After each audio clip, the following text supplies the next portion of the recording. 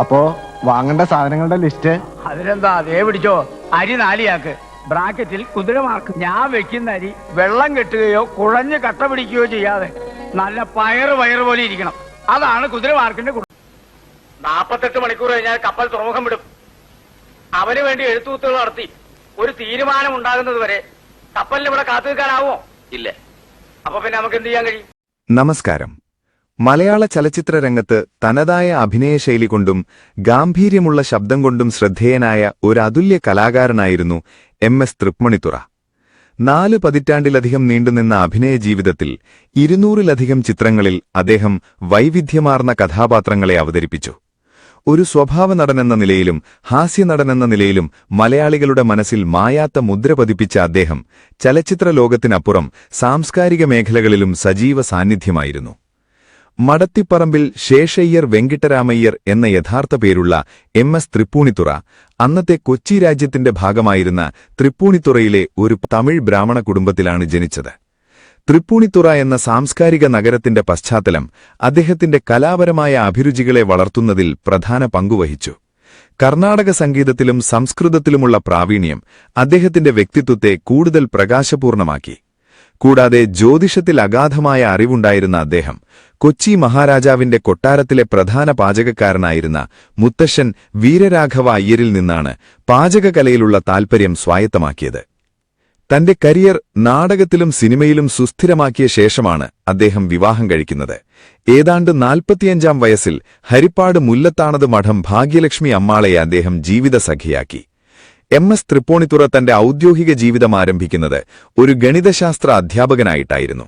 കേരളത്തിലെ വിവിധ സ്കൂളുകളിൽ അധ്യാപകനായി ജോലി നോക്കുന്നതോടൊപ്പം തന്നെ അമച്വർ പ്രൊഫഷണൽ നാടകവേദികളിലും അദ്ദേഹം സജീവമായി പ്രവർത്തിച്ചു. നാടകങ്ങളോടുള്ള അടങ്ങാത്ത അഭിനിവേശമൊടുവിൽ അധ്യാപക ജോലി രാജിവെച്ച് പൂർണ്ണസമയ കലാപ്രവർത്തകനാകാൻ അദ്ദേഹത്തെ പ്രേരിപ്പിച്ചു. അദ്ദേഹത്തിന്റെ നാടക ജീവിതത്തിലെ ഏറ്റവും വലിയ വഴിത്തിരിവായി മാറിയത് മോചനം എന്ന നാടകമായിരുന്നു. ഈ നാടകത്തിലെ മികച്ച അഭിനയത്തിന് കേരള സംഗീത നാടക അക്കാദമിയുടെ മികച്ച നാടക നടനുള്ള സംസ്ഥാന പുരസ്കാരം അദ്ദേഹത്തിന് ലഭിച്ചു. ഈ പുരസ്കാര നേട്ടമാണ് ചലച്ചിത്ര ലോകത്തിലേക്കുള്ള അദ്ദേഹത്തിന്റെ പ്രവേശനത്തിന് ചവിട്ടുപടിയായി മാറിയത്. പിന്നീട് അടൂർ പങ്കജത്തിന്റെ ജീവ തിയേറ്റേഴ്സ് ഉൾപ്പെടെയുള്ള പ്രശസ്ത നാടക സമിതികളുടെ ഭാഗമായി അദ്ദേഹം പ്രവർത്തിച്ചു. അടൂർ പങ്കജം, അടൂർ ഭവാനി എന്നിവർക്കൊപ്പം അദ്ദേഹം അഭിനയിച്ച ഹോമം എന്ന ഹാസ്യനാടകം 300-ലധികം വേദികളിലാണ് അവതരിപ്പിച്ചത്. 1963-ൽ കുഞ്ചാക്കോ സംവിധാനം ചെയ്ത കടലമ്മ എന്ന ചിത്രത്തിലൂടെയാണ് MS തൃപ്പൂണിത്തുറ ചലച്ചിത്ര ലോകത്തേക്ക് കടന്നുവരുന്നത്. പ്രാരംഭഘട്ടത്തിൽ അപ്രധാനമായ വേഷങ്ങളിലാണ് അഭിനയിച്ചതെങ്കിലും 80കളിലും 90കളിലും മലയാള സിനിമയിലെ അവിഭാജ്യ ഘടകമായി അദ്ദേഹം മാറി. തന്റെ സംഭാഷണ ശൈലിയും ഗാംഭീര്യമുള്ള ശബ്ദവും കൊണ്ട് അദ്ദേഹം അവതരിപ്പിച്ച കഥാപാത്രങ്ങളെല്ലാം പ്രേക്ഷക മനസ്സുകളിൽ സ്ഥാനം പിടിച്ചു. അധികാരഗർവമുള്ള കുടുംബനാഥന്മാർ, സ്നേഹസമ്പന്നരായ പിതാക്കന്മാർ, കുലീനതയുള്ള പുരോഹിതന്മാർ, നർമ്മം കലർന്ന വേഷങ്ങളെല്ലാം അദ്ദേഹം ഒരുപോലെ വഴങ്ങുമെന്ന് അദ്ദേഹം തെളിയിച്ചു. തമിഴ് ബ്രാഹ്മണ പശ്ചാത്തലവും സംസ്കൃത വൈദഗ്ധ്യവും അദ്ദേഹത്തിന് വൈദിക നമ്പൂതിരി കഥാപാത്രങ്ങൾ തികഞ്ഞ തന്മയത്വത്തോടെ അവതരിപ്പിക്കാൻ സഹായകരമായിരുന്നു. ഒരു മിന്നാമിനുങ്ങിന്റെ നുറുങ്ങുവെട്ടമെന്ന ഭരതൻ ചിത്രത്തിലെ ഭദ്രൻ നമ്പൂതിരിപ്പാടെന്ന കഥാപാത്രം അദ്ദേഹത്തിന്റെ കരിയറിലെ മികച്ച വഴിത്തിരിവായി മാറി. തുടർന്ന് പെരുന്തച്ഛൻ എന്ന ചിത്രത്തിലെ മാണി എമ്പ്രാന്തിരി എന്ന കഥാപാത്രവും ഹിസ് ഹൈനസ് അബ്ദുള്ള എന്ന ചിത്രത്തിലെ നമ്പൂതിരി വേഷവും അദ്ദേഹത്തിന്റെ സ്ഥാനമുറപ്പിച്ചു. തന്റെ ഗൌരവമേറിയ വേഷങ്ങൾക്കിടയിലും നർമ്മരംഗങ്ങൾ മികച്ച രീതിയിൽ കൈകാര്യം ചെയ്യാൻ അദ്ദേഹത്തിന് കഴിഞ്ഞിരുന്നു. ഇതിന് ഏറ്റവും വലിയ തെളിവാണ് 1992-ൽ പുറത്തിറങ്ങിയ യോദ്ധ എന്ന ചിത്രത്തിലെ കുട്ടിമാമൻ എന്ന കഥാപാത്രം. ജഗതി ശ്രീകുമാരും മോഹൻലാലും തകർത്തഭിനയിച്ച ഹാസ്യരംഗങ്ങൾക്കിടയിലും സ്വന്തം ശൈലിയിലുള്ള നർമ്മം കൊണ്ട് പ്രേക്ഷകരെ ചിരിപ്പിക്കാൻ അദ്ദേഹത്തിന് സാധിച്ചു.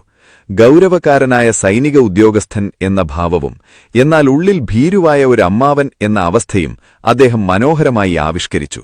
1990കളിൽ ദൂരദർശൻ പരമ്പരകളിലൂടെ മിനിസ്ക്രീൻ രംഗത്തും അദ്ദേഹം സജീവമായി. വേണു നാഗവള്ളി സംവിധാനം ചെയ്തതും പോൾ സക്കറിയ തിരക്കഥ എഴുതിയതുമായ കൈരളി വിലാസം ലോഡ്ജ് എന്ന ദൂരദർശൻ പരമ്പരയിലെ അദ്ദേഹത്തിന്റെ വേഷം ഏറെ ശ്രദ്ധിക്കപ്പെട്ടിരുന്നു. കൂടാതെ മാനസി, കാവ്യാഞ്ജലി, സ്ത്രീ, താലി, കടമട്ടത്ത് കഥനാർ തുടങ്ങിയ ജനപ്രിയ പരമ്പരകളിലൂടെ അദ്ദേഹം മിനിസ്ക്രീനിലും തന്റെ വ്യക്തിമുദ്ര പതിപ്പിച്ചു.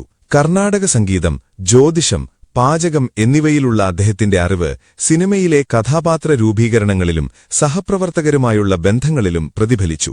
ലളിതവും എന്നാൽ അച്ചടക്കമുള്ളതുമായ ജീവിതചര്യയായിരുന്നു അദ്ദേഹം പിന്തുടർന്നിരുന്നത്. 2006 മാർച്ച് 8-ന് ഒരു ടി.വി. പരമ്പരയുടെ ചിത്രീകരണത്തിനു ശേഷം തലശ്ശേരിയിൽ നിന്നും കൊച്ചിയിലേക്ക് തീവണ്ടിയിൽ യാത്ര ചെയ്യുമ്പോൾ ഷൊർണൂർ റെയിൽവേ സ്റ്റേഷനിൽ വെച്ചുണ്ടായ ഹൃദയാഘാതത്തെ തുടർന്ന് അദ്ദേഹം അന്തരിച്ചു. ട്രെയിൻ യാത്രക്കിടയിലായിരുന്നു അപ്രതീക്ഷിതമായ ഈ അന്ത്യം സംഭവിച്ചത്.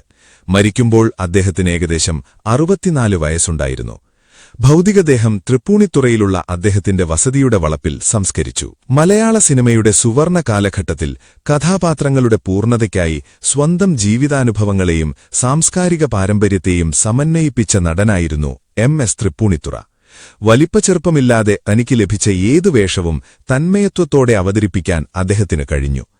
നാടകവേദിയിൽ നിന്ന് നേടിയെടുത്ത അഭിനയശിക്ഷണം സിനിമയിലെ സൂക്ഷ്മാഭിനയത്തിന് അടിത്തറയിട്ടു. മലയാള ചലച്ചിത്ര ചരിത്രത്തിൽ സ്വഭാവ നടന്മാരുടെ നിരയിൽ പകരക്കാരനില്ലാത്ത ഒരു കസേര ബാക്കിവെച്ചാണ് അദ്ദേഹം വിടവാങ്ങിയത്.